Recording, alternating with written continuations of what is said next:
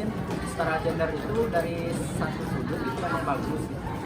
Sudah diatur juga dalam undang-undang PBB di UNESCO juga ada yang namanya waktu itu ada hak asasi manusia dan ada juga hak perempuan gitu sebagai kaum lemah gitu.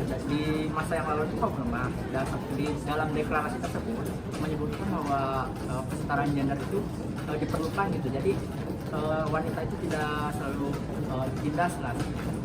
Kalau pandangan dari saya cukup bagus, bukan cukup bagus, sangat bagus gitu, karena sejatinya semua orang manusia memiliki hak yang sama, hak asasi manusia gitu. Makasih Kak, waktu dan waktunya ya.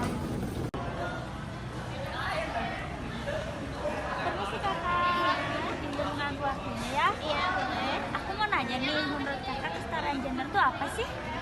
Menurut saya kalau kesetaraan gender itu kan antara laki-laki dan perempuan. Nah pada zaman ini kan adanya emansipasi wanita nih. Nah sekarang hal apapun bisa dilakuin wanita. Kayak kalau misalkan berjualan kan sekarang wanita juga bisa. Kayak kalau misalkan di pemerintahan wanita juga bisa. Bahkan wanita pun di dalam hal membangun kalau misalkan di rumah misalkan ada kerusakan wanita juga bisa. Nah sekarang kan kalau zaman dulu wanita itu hanya tugasnya di dapur terus pokoknya dilarang bersekolah yang tinggi. Tapi di zaman sekarang kesetaraan gender antara laki-laki dan perempuan itu sama. Oh, gitu ya. Iya. Makasih ya kak. Iya sama-sama. Guys, gabut nih. Jadi bahas sesuatu yuk. Yuk. Memang bahas apaan sih? Menurut kalian kesetaraan gender itu gimana sih? Kalau menurut aku nih, kesetaraan gender itu hak kita sebagai manusia, hak bebas untuk hidup bebas, hak bebas dari ketakutan, menentukan pilihan hidup yang diperuntukkan bukan buat laki-laki doang, tapi perempuan juga mempunyai hak yang sama. Di negara Indonesia juga tertera di Pancasila, sila kelima, yaitu keadilan sosial bagi seluruh rakyat Indonesia. Bahwasannya hak perempuan dan lelaki itu sama, tidak berbeda. Aku sih sependapat ya sama yang Rointan ucapkan barusan, bahwa penjelasan tentang kesetaraan gender itu ada dalam sila kelima Pancasila. Dan barusan aku baca-baca di artikel dan aku menemukan bahwa kesetaraan gender di Indonesia itu diperjelas dalam Undang-Undang Pasal 27 Ayat 1 1945, bahwa isinya di mana sesungguhnya konstitusi negara kita ini sudah menetapkan kesetaraan gender di antara warga negara tanpa memandang mana perempuan dan mana laki-laki. Kalian tahu gak sih, di zaman dulu gitu ya, Kenapa?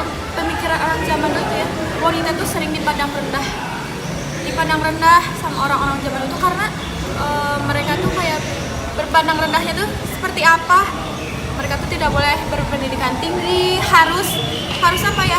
Harus terus aja gitu ke dapur, harus ngurus keluarga lagi. Menurut aku sih, aku nggak setuju ya dengan pemikiran orang-orang zaman dulu yang seperti itu. Iya, gak setuju. Coba, kalau misalkan kita perempuan gak mendapatkan pendidikan yang tinggi, gimana nanti anak turun kita? Sedangkan kepintaran seorang anak itu didominasikan dengan kepintaran ibu. Bisa dibayangin gak sih kalau ibunya bodoh, anaknya juga bodoh gak sih? Iya sih. Tapi ya, di zaman sekarang juga masih ada yang menganggap bahwa wanita itu rendah. Kenapa? Kayak aku tuh lihat di ini ya, kayak di provinsi di Indonesia bagian timur, bahwa mereka tuh masih beranggapan wanita tuh rendah.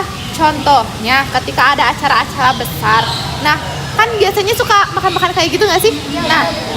Nah udah gitu teh, jadinya teh yang makan duluan itu laki-laki, nanti perempuan mah belakangan. Sisanya bukan sih? Iya, sisanya kayak kan tahu kan, dengar kan yang di TV itu?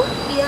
Itu Kalau kayak gitu berarti percuma dong RA Kartini memperjuangkan derajat perempuan sia-sia. Ya nggak sih? Iya. Terus juga menurut aku ya nih, yang pendapat kamu gitu kan, itu mah emang udah adat istiadatnya aja dari sana gitu. Ya, udah ya emang adat istiadat. Aku juga pernah dengar nih cerita di zaman jahiliyah itu perempuan itu sering disebut sebagai aib. Bahkan bayi perempuan baru lahir itu dikubur hidup-hidup karena dianggap aib gitu. Menurut kalian gimana? Nah, menurut aku, tetapi setelah turunnya agama Islam di dalam Al-Quran pun menyatakan bahwa laki-laki dan perempuan itu harus saling membantu dan mendukung satu sama lain dalam menyerukan kebaikan serta mencegah kemungkaran. Setelah itu, di Al-Quran pun memang mengakui adanya perbedaan antara laki-laki dan perempuan, tetapi tidak mengarah pada diskriminasi. Nah, iya betul. Allah juga tidak pernah membedakan hambanya. Kayak hamba itu kan ada perempuan, ada laki-laki. Nah, Allah juga tidak pernah membedakan. Contohnya tuh seperti orang yang sedang berzina.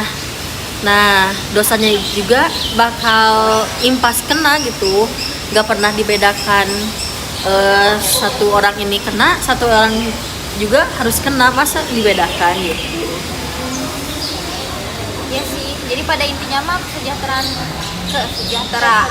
kesetaraan gender juga emang perlu ada gitu ya, kayak di negara kita Indonesia gitu, karena di perundang-undangan juga sudah ada dan di dalam agama Islam juga diperkuat lagi gitu.